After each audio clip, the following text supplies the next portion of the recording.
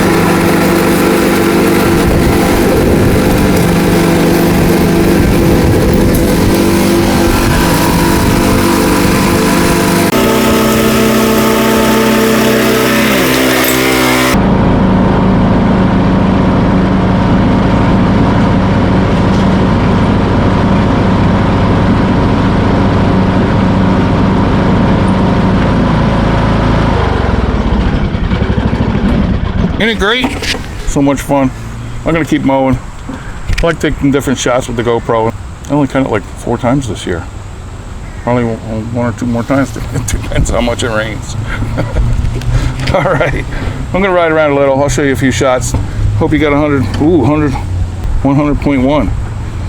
Has a little service note blinking there. I'll show you what the services are. They're 50 miles and 200 miles. So I guess every 50 it would be 100 now, right? All right, off the mower I go.